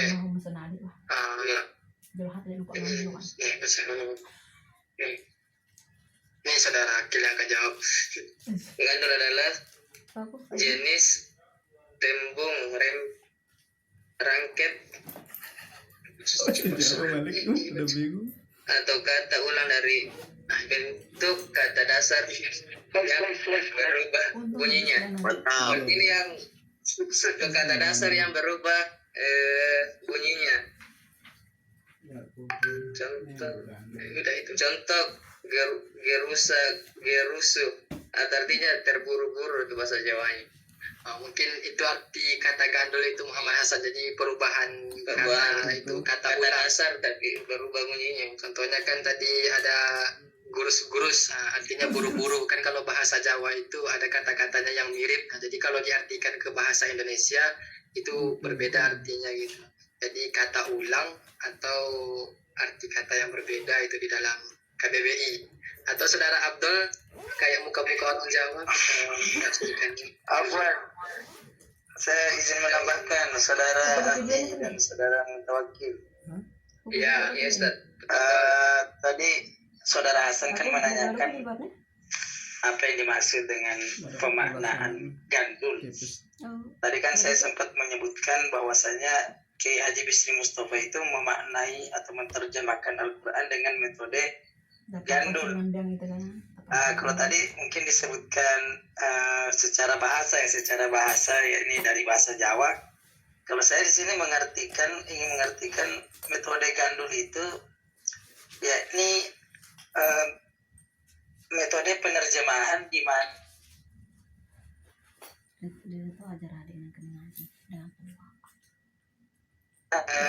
dari ayat Al-Quran mulai dari kata per kata. Jadi maknanya ditulis kata per kata, kemudian lengkap dengan kedudukan dan fungsi kalimatnya. Apakah kata ini sebagai subjek, sebagai fa'il, ataukah sebagai fi'il, ataukah sebagai maf'ul, dan lain sebagainya. Nah, dan terjemahan ini ditulis di bawah ayat Al-Quran, jadi kata per kata dan lengkap dengan kedudukan dan fungsinya tadi. Nah, kemudian setelah ayat Al-Quran itu diterjemahkan dengan makna gandul, itu tadi pengertian gandul yang dipakai oleh Kiai Haji Bisri Mustafa dalam menerjemahkan ayat Al-Quran. Mungkin bisa dipahami saudara Hasan. Lebih singkatnya gini Hasan, makna gandul itu makna yang memudahkan kita gitu, jadi nggak usah dicari ribet-ribet lagi, memudahkan gitu. sedang mendekati, mendekati. Ya, syukron. Afwan. Gimana ini teman-teman yang lain, Ustadz juga ada? Gimana teman-teman yang lain, apakah ada lagi pertanyaan atau kita dengarkan tambahan dari Ustadz atau ada mungkin kekurangan dari kami? Pak Nur Fadli mau bertanya lagi? Masya Allah, semangat. Coba. Oke, boleh. Tapi terima kasih kembali ya karena masih diberikan kesempatan, atau mungkin saya memang belum terlalu ini ya, masih ada yang kurang saya paham. Baik, langsung saja. Tadi kan kita dengar dari saudara Abdi yang mengatakan bahwasanya beliau atau Kiai Haji Bisri Mustafa ini mengerjakan tafsirnya di perjalanan, begitu ya? Bentar, gue juga mau apa ini? Bisa. Oke, jadi pertanyaan saya, apakah memang ada alasan yang khusus gitu sehingga Kiai Haji Bisri Mustafa ini menggunakan bahasa Jawa? Kan kembali saya ulang perkataan saya tadi, bahwasanya kan ini di perjalanan dibuat tafsirnya, jadi dia sudah pergi-pergi lah begitu istilahnya, jadi sehingga melihat situasi sikon pada waktu itu. Apakah ada alasan khusus sehingga beliau menggunakan bahasa Jawa gitu? Terima kasih kepada saudara Nur Fadli kembali lagi bertanya. Mungkin saudara Abdul bisa menjawab dan menjelaskan sejelas-jelasnya. Mungkin Bismillah. Afwan, kami rasa tadi terkait pertanyaan latar belakang atau alasan beliau menafsirkan dengan menggunakan bahasa Arab itu kan tadi sebagai sudah disebutkan alasannya. Saya tadi juga sudah menyebutkan, saudara Izan juga tadi sudah menyebutkan secara jelas. Kalaupun masih belum dirasa baik, sedikit tambahan sekali lagi alasan kenapa beliau memakai bahasa Arab Pegon atau bahasa Jawa, karena menurut bacaan di jurnal itu untuk meminimalisir terjadinya untuk lebih menghaluskan bahasa beliau terkait ketika beliau misalkan ingin menyinggung pemerintah, misalkan dalam tafsiran beliau masalah isu politik atau sosial. Iya, wah terus sama adik. Oh iya. Ada kan? Ke masyarakat, yang mana itu kan butuh nasihat yang bersifat tajam misalkan. Nah, makanya beliau memakai bahasa Jawa. Kenapa? Karena bahasa Jawa itu kan ada tingkatannya, sehingga beliau memakai tingkatan yang paling halus, sehingga hal itu bisa meminimalisir bagi ketersinggungan bagi para pemerintah pada waktu itu atau siapa saja yang beliau tujukan terhadap penafsirannya, untuk lebih menghaluskan bahasa aja gitu. Mungkin ada tambahan dari Akhi Izzan. Ya, mungkin kayaknya Ahi atau saudara Izan boleh baca lagi mukaddimahnya tadi gitu. Bukannya sebenarnya sudah jelas sih, karena yang disampaikan sama Irzan tadi kan salah satunya untuk melestarikan bahasa Jawa itu sendiri gitu. Di awal tafsirnya dia membuka dengan mukaddimah bahasa Jawa. Gimana dengan saudara Irzan? Bukankah begitu? Ya, gimana dengan saudara Fadli? Alhamdulillah. Saya tadi akan mengajukannya, jadi dengar. Cek. Afwan, dan itu pun lebih menggambarkan otentisitas dan validitas gagasan yang disampaikan oleh penulisnya, karena kan beliau betul-betul paham dengan susunan bahasa Jawa.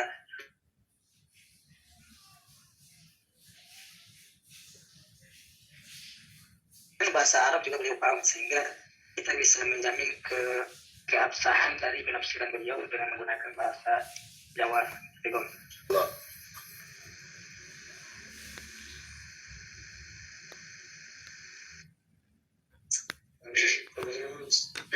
Gimana Saudara Nur Fadli? Udah jelas?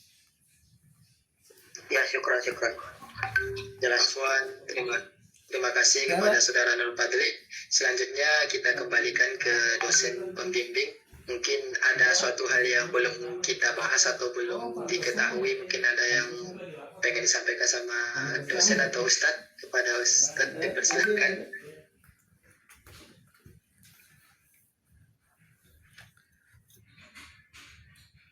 Ya, terima kasih ya kawan-kawan semua dari penjelasan pemaparan tadi. Alhamdulillah saya juga banyak belajar dari kawan-kawan semua terkait tentang ini ya. Ya sebenarnya tafsir Al-Ibris ini yang kita kenal walaupun panjang namanya, terkenalnya Al-Ibris ya. Terkenalnya Al-Ibris, mungkin kita kan seperti kata siapa itu, orang Indonesia itu suka nyebut sesuatu yang simpel-simpel saja. Jadi bahkan hari ini makanan pun simpel ya, tinggal pencet di HP langsung yang dimau pasti dapat gitu kan. Mantap. Luar biasa jokesnya Sat. Iya kan? Nah itu ya. Betul Sat, betul. Ya, Serba simpel sekarang. ya simpel. Tapi karena simpelnya kadang-kadang kita lupa gitu kan. Ya, yang menarik ya dari Kiai Bisri Mustafa ini karena memang beliau ini pertama kan beliau lahir di 3 masa ya kalau nggak salah. Beliau lahir di 3 masa. Tentu seperti yang saya katakan di awal, ternyata penafsiran itu berpengaruh juga terhadap apa yang ditafsirkan ya. Misalnya beliau kan hidup pada zaman penjajah ya, pada zaman penjajah beliau juga hidup, artinya masa-masa itu beliau menikmati gitu kan, sehingga di dalam catatan para peneliti itu pertama beliau ini dikategorikan bahwa beliau adalah orang yang hidup di zaman 3 zaman. 3 zaman itu pertama di masa penjajah. Nah, bahkan beliau waktu itu termasuk golongan elit di kalangan NU pada zaman itu. Ya, pada zaman itu pernah memimpin ketua Hizbullah di Rembang ya. Di Rembang itu yang kalau nggak salah ya tempat siapa tuh yang terkenal Kiai Gus Baha gitu kan. Nah itu kemudian beliau juga hidup pada zaman pemerintahan Soekarno Hatta gitu kan, Soekarno ya, artinya Orde Lama. Nah kemudian beliau juga hidup pada Orde Baru juga pada zaman Soeharto. Nah dari sini sebagaimana yang disampaikan tadi itu memang beliau ini kalau kita refleks lagi ke awal itu beliau ini tidak kalah produktifnya dengan ulama-ulama sebelumnya. Bahkan di keluarga beliau itu ada saudaranya juga. Yang saya bilang itu antara saudara ini sering mengadu produktivitas. Dia tidak mau kalah dalam hal tulis menulis, sehingga kalau kawan-kawan baca ya di jurnal itu kan tulisan-tulisan beliau itu saking banyaknya. Namun kita kan tidak membahas satu persatu. Tetapi yang menarik menurut saya juga dalam kitab Al-Ibris ini di samping dia berbahasa Jawa, berarti kecintaan terhadap bangsanya itu memang tumbuh. Nah, sama juga dengan kawan-kawan yang dari Sulawesi. Kalau saya tanya itu, kalau ada kawannya yang tersakiti, Sulawesi itu biasanya pasti minimal rambutnya naik 1 lah. Kalau ada yang tersakiti gitu kan. Nah, dan itu memang harus ada gitu kan. Walaupun di sisi negatifnya ada juga gitu kan. Tapi setidaknya itu kalau tanduk kan nanti bahaya biasanya. Ya Artinya menarik menurut saya, menarik. Jadi kecintaannya terhadap daerahnya itulah yang menyebabkan Al-Ibris ini dikategorikan sebagai tafsir. Walaupun ya tafsir bahasa kita itu sebenarnya tafsir itu sesuatu yang tersingkap dari Al-Quran. Diartikan juga kalau tafsir itu artinya adalah penjelasan. Jadi ketika Al-Quran itu tidak jelas maknanya, bukan Al-Qurannya tidak jelas, jangan dipotong. Jangan dipotong. Ketika maknanya tidak jelas, maka diusahakan untuk diterjemahkan dengan bahasa yang jelas, sehingga kawan-kawan bisa memahami maknanya. Dan di kalangan mufasir itu kan lumrah sekali. Bagaimana kawan-kawan mungkin mengenal tafsir Jalalain. Tafsir Jalalain itu dilihat secara kasat mata kita aja, ini tafsir atau terjemahan perkata. Ya, kita jawab terjemahan perkata. Tapi di kalangan ulama tafsir itu terkenal tafsir. Dan itulah kitab tafsir yang paling keren lah pada zamannya. Dan sampai hari ini pun dia adalah sangat keren gitu kan. Kita juga belum bisa nulis tafsir. Walaupun ya tafsir yang sifatnya tafsir mimpi mungkin bisa ya. Kalau tafsir mimpi Masya Allah ya, bisa aja tuh. Kan tafsir mimpi Insya Allah banyak yang bisa. Nah tapi kalau tafsir Al-Quran ya mungkin kita masih perlu belajar terus ya. Tapi kalau tidak memulai katanya orang pintar itu kan nggak dapat apa-apa. Minimal kita menulis makalah tentang Al-Quran. Ada produktivitas yang dibangun gitu. Nah termasuk dalam kenapa saya bagikan jurnal itu sebenarnya itu jurnal bersamaku lagi nanti itu ya saya bagikan jurnal itu sebenarnya tidak lain dan tidak bukan cuman untuk pertama minimal kita membaca satu karya, yang satu karya itu mungkin kita bisa kalau bahasanya amati telaah itu, kemudian modifikasi gitu kan. Dari sanalah di samping nih kawan-kawan kan udah semester 6 ya kalau nggak salah ya, semester 6 itu ya sudah siap-siap semester 5 ya. Nanti kan ada penulisan jurnal, setidaknya kawan-kawan bisa belajar dari sana. Oh gini contoh orang buat jurnal gitu kan. Nah ketika ada pegangannya itu kemudian tadi kalau kawan-kawan cek di Google Cendekia tadi itu ya itu akan menemukan berbagai macam tulisan-tulisan. Nah lewat Al-Ibris ini sebenarnya bukan hanya kawan-kawan yang belajar, saya juga belajar ya. Saya belajar terkait tentang itu karena pertama saya nggak bisa bahasa Jawa. Saya nggak bisa bahasa Jawa. Tapi kalau mau mendengarkan tafsir dari Al-Ibris itu Gusmus itu setiap malam beliau selalu live untuk menyampaikan tafsir bahasa Jawanya yang ditulis oleh ayahnya. Nah kan beliau juga seorang puitis kan, Gusmus. Itu kan banyak puisinya yang cukup terkenal. Tapi kita nggak membahas beliau, kita membahas orang tua beliau yang sangat luar biasa. Nah kemudian dari catatan itu kan tentu beliau ini sebenarnya bukan kayak kita atau kayak saya gitu kan. Begitu kita nulis nggak diperiksa oleh teman kita gitu kan. Nggak diperiksa. Biasanya kita kan pede banget tuh kalau buat sesuatu gitu kan. Nah tapi beliau ini yang mungkin ini refleksi saja ya buat kita semua gitu kan.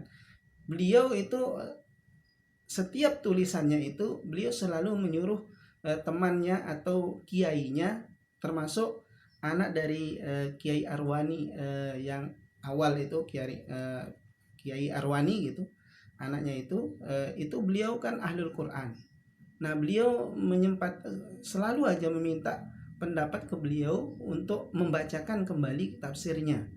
Nah beliau Kiai Arwani Amin itu sering sowan ke beliau. Kalau bahasa kita ya jenguk Kiai Arwani hanya untuk memastikan ini tafsirnya sudah sesuai atau tidak gitu. Nah, ini ya, ini kelebihan dari dari beliau ya, dari beliau yang luar biasa gitu kan. Bahkan memang tidak mudah menjadi mufassir itu ya, tidak mudah. Beliau saja udah dari anunya itu sampai 4 tahunan kalau nggak salah menulisnya itu. Bahkan ya jumlah seluruhan ayatnya menurut catatan itu kan 2270 kalau nggak salah, 200 karena nggak biasa nyebut uang banyak gitu kan. Jadi dia menyebut di halamannya itu 227 halaman, itu kan sesuatu yang tebal. Kita kalau bandingkan dengan kita menulis satu lembar mushafku aja kita sudah geleng-geleng gitu kan. Ya sudah geleng-geleng, oh, banyak banget belum diharokatin gitu kan. Nah, ini gimana ini gitu kan, itu baru ini. Tapi beliau berusaha untuk ya sebagaimana yang tadi disampaikan, memang beliau ingin mencari manfaat dari itu. Nah, kemudian ada perbedaan ya, ada perbedaan dari berbagai macam perbedaan, baik itu metodologinya atau coraknya, itu sebenarnya kan tergantung bacaan saja sebenarnya, bacaan dari sang peneliti. Bahkan ada yang mengatakan hermeneutik itu, yaitu juga bagian dari ketika melihat tafsir ini kok begini ya. Nah, itu makanya ditunjukkan seperti itu. Nah, terlepas dari perbedaan pendapat terkait tentang corak penafsiran itu, yang pasti tafsir ini hadir di kalangan masyarakat Jawa. Dan kalau dia tidak bisa bahasa Jawa, itu cenderung pasti tidak akan bisa memahaminya. Apalagi bahasa yang digunakan itu adalah bahasa Jawa yang halus gitu. Walaupun bukan makhluk halus gitu kan, tetapi dia menggunakan bahasa Jawa yang halus. Ya, artinya kalau di Sulawesi mungkin ada bahasa Sulawesi yang halus. Biasanya keturunan yang biasanya kita punya darah merah, ada yang bilang darah biru gitu kan. Padahal pasti merah kalau disayat, buktiin aja. Nah, kalau dia mengaku darah biru, coba dites pakai silet, pasti yang mantap Sat.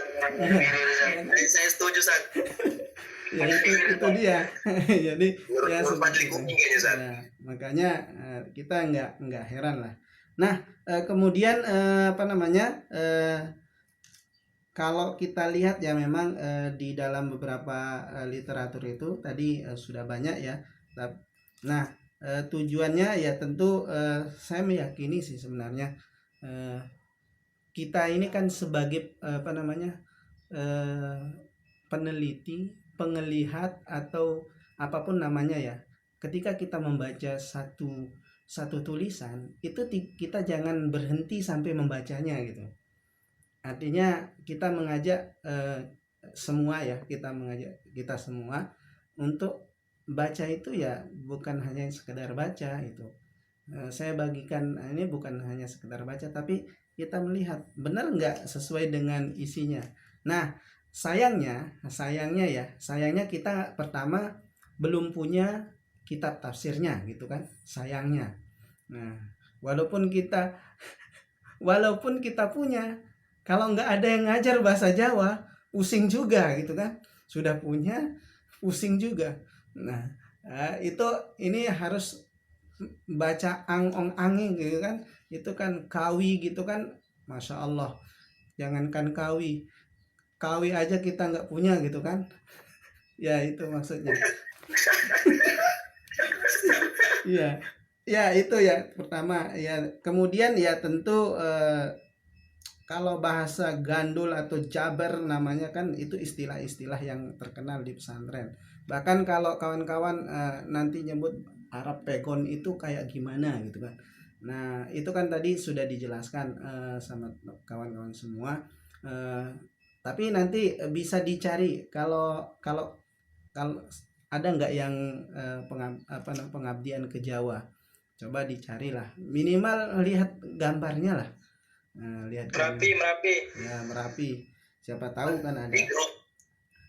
Nah kemudian biasa kalau kita kan kalau buat apa namanya menulis itu kan biasanya di bagian pinggir, misalnya bukunya yang terkenal itu kan Sinar Dunia ya, walaupun nggak menyinari dunia tapi namanya Sinar Dunia, itu biasanya kita nulis di bagian yang sudah ada garis-garisnya.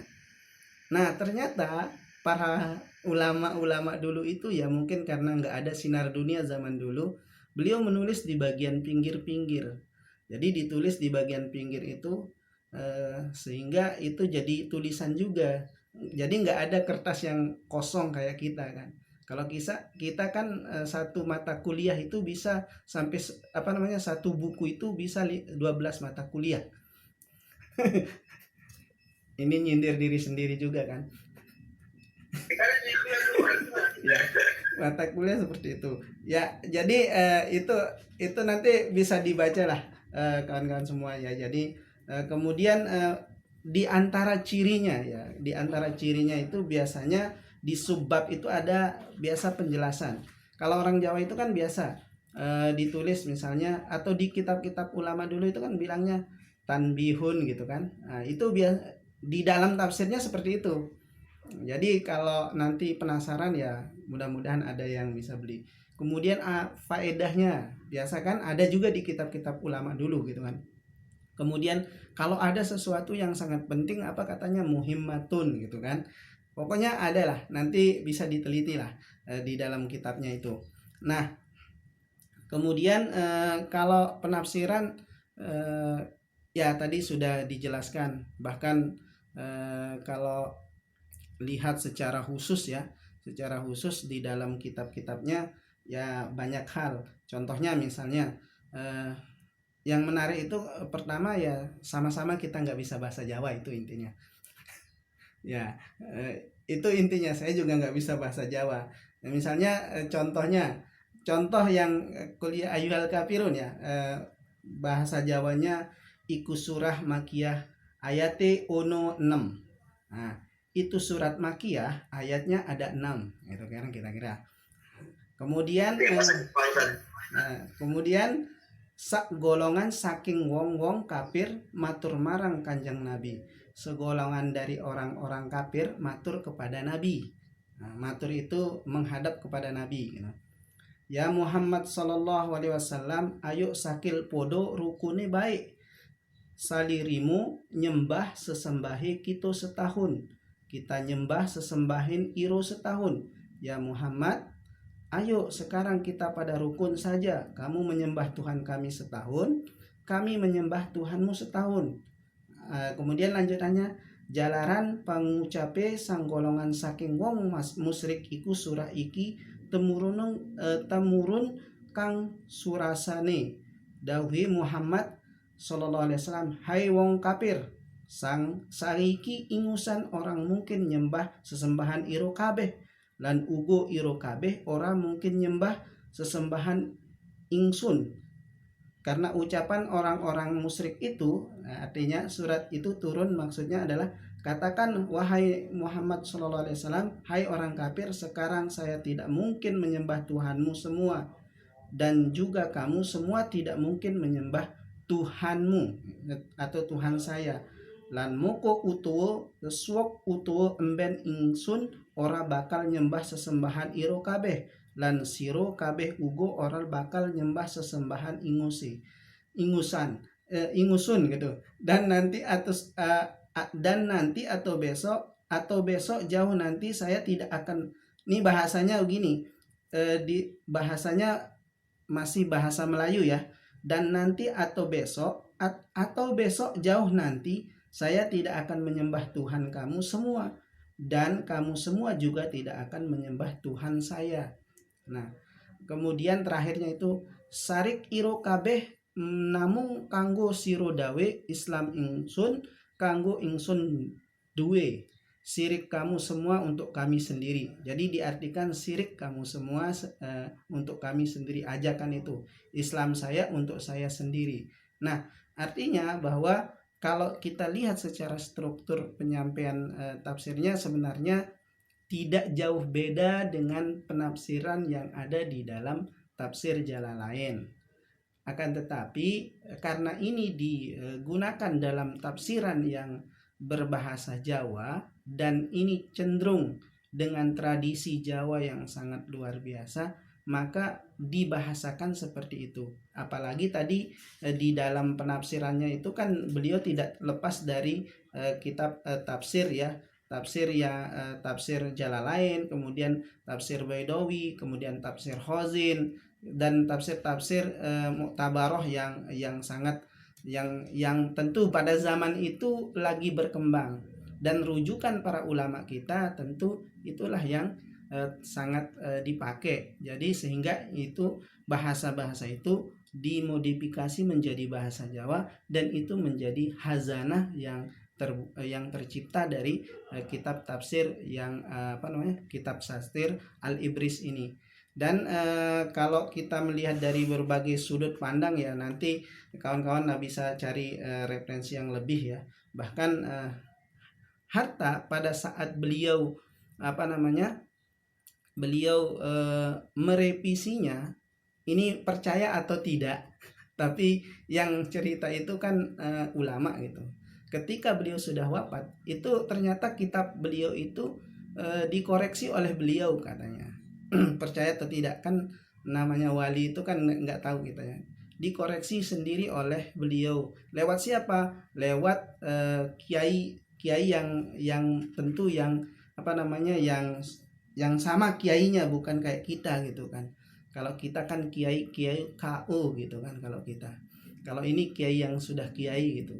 Nah jadi beliau katanya merevisi, tapi revisinya dalam bentuk yang ditanyakan langsung kepada Kiai Arwani pada saatnya. Kiai Arwani Kudus udah ada yang kenalan, mungkin nggak tahu ya, tapi ini kata beliau, Kiai Arwani ini ulama Al-Quran yang ini. Dan itu ketika direvisi itu disampaikan ke penerbit, karena waktu itu penerbit yang terkenal itu kan Menara Kudus. Kalau kawan-kawan baca lihat penerbit dulu itu, penerbitan Al-Quran itu yang pertama itu Menara Kudus. Bahkan dalam sejarah Al-Quran, penulisan Al-Quran itu Menara Kudus itu adalah terbitan yang sangat legend lah kalau bahasa kita sekarang itu. Nah tapi itu kan terlepas dari percaya atau tidak, tapi itulah hazanah yang terjadi di dunia Indonesia ini. Hal-hal yang seperti itu, mistik itu ya masih ada, tapi kita yakini ya, kalau orang soleh kita yakini itu mungkin bisa terjadi, tapi tidak menjadi hal yang harus wajib diyakini. Kalau wajib itu kan beda. Beda dengan mukjizat, kan wajib kita yakini. Kalau yang begitu-begitu itu bahkan itu jadi aib seorang kiai kalau misalnya diceritakan kelebihannya, kemudian kelebihan itu tidak masuk di akal, itu jadi aib bagi kiai. Bukan aib bagi yang menceritakan, tapi aib bagi kiai, dan yang menceritakan itu juga penyebar aib gitu kan jatuhnya seperti itu. Jadi kelebihan-kelebihan itu hanya menjadi kelebihan beliau yang kita juga tidak memiliki hak untuk membenarkan dan mengatakan itu adalah perkara-perkara yang khurafat gitu kan. Ya sudahlah, berhenti di sana. Yang penting karomahnya kiai ada gitu, ulama alim soleh itu ada gitu kan, karomah para wali itu. Nah itu tambahan dari saya, sedikit tambahan ya mungkin. Alhamdulillah ya.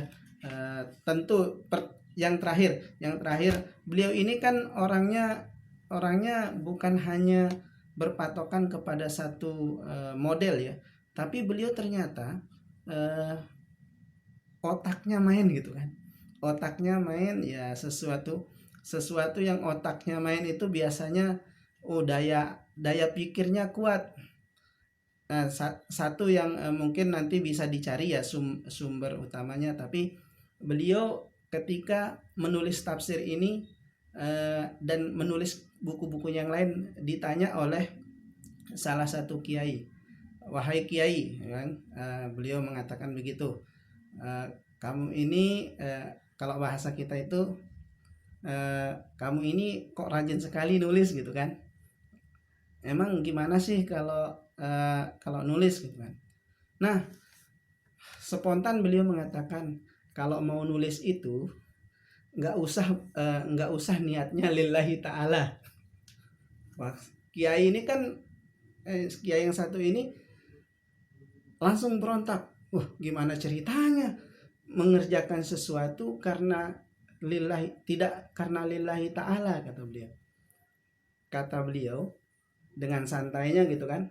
Kata beliau, coba kamu lihat tukang jahit itu, kalau dia berniat karena lillahi ta'ala, itu jahitannya nggak jadi-jadi. Kalau ada tamu, itu juga tukang jahit tetap aja jahit. Kenapa? Karena dia tidak pernah berniat lillahi ta'ala. Tapi kalau lillahi ta'ala, nanti ada yang gangguin. Itu ada yang lebih mahal yang kamu mau dijahitin gitu kan, kata beliau. Nah, ternyata beliau ini kata ke kiai tersebut bahwa kalau mau menulis itu ya nulis aja, jangan tergiur oleh sesuatu yang tidak jelas gitu. Nulis aja, nanti lama-lama lillahi ta'alanya itu akan muncul. Ya itu kan percakapannya kiai, tentu dia lebih tahu lillahi ta'ala itu kan. Lillahi ta'ala itu bahkan dibangunnya itu atas dasar kebaikan niatnya yang baik, sehingga dia bisa bermanfaat tulisannya, bahkan dibaca sampai sekarang itu tentu karena lillahi ta'ala. Tapi analoginya inilah, orang yang punya analogi kuat itu ya hasilnya pasti juga bagus. Ini diantara keunikan dari kitab Al-Ibris ini, penulisnya, dan tentu banyak hal yang harus kita dapatkan dari sana ya. Karena ini sudah waktunya terlalu panjang, mohon maaf lebih ya. Mungkin kita cukupkan pertemuan kita pada pertemuan kali ini. Sebelum saya tutup, mungkin saya tunjuk satu orang untuk memberikan closing statement. Mau saya tunjuk satu aja. Apa ini? Muhammad Fauzal, silakan. Dari materi tadi. Dan sekaligus pimpin doa selesai ya.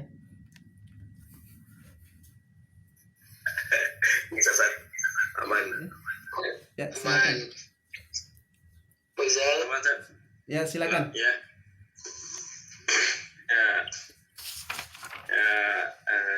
Alhamdulillah kita sudah selesai untuk pertemuan kita pada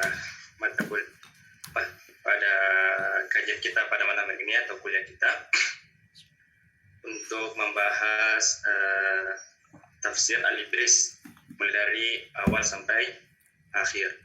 Nah, marilah kita menutup kuliah kita pada malam hari ini dengan bersama-sama membaca doa kafaratul majelis. Closing statement akhir. Closing statement dulu baru ditutup. Closing statement.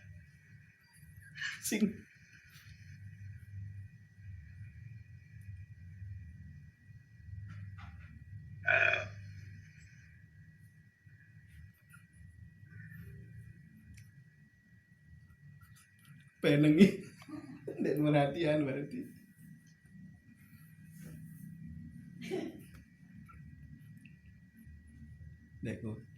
Closing statementnya dari teman ini.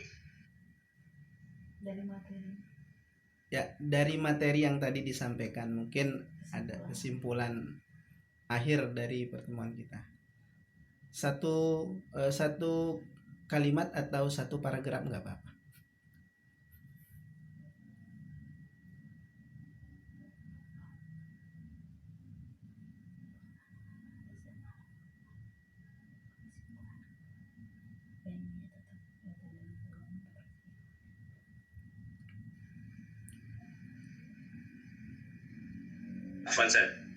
Oke. Closing statement dari saya.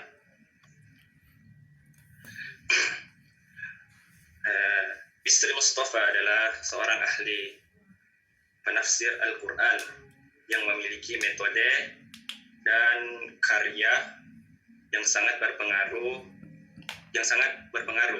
Pendekatannya yang kontekstual dan kajian yang mendalam telah menjadi sumber inspirasi bagi banyak penafsir dan peneliti di dunia. Ya, itu adalah Kiai Bisri Mustafa sebagai seorang ahli penafsir Al-Quran dan seorang yang telah membuat sangat banyak karya yang berpengaruh.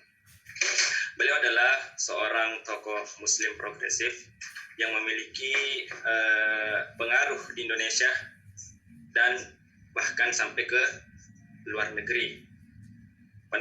Penafsiran Al-Quran yang dihasilkan terkenal dengan kritiknya yang berlandaskan akal dan juga sejarah dan budaya. Ya, mungkin itu sedikit dari aku. Ya, silakan langsung ditutup. Subhanallah.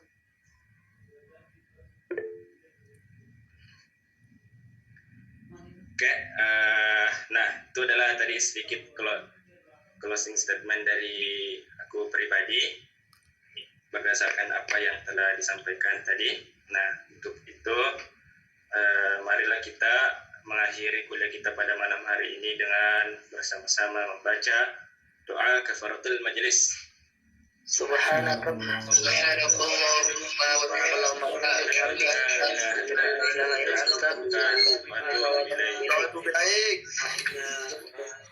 Alhamdulillahirabbil alamin.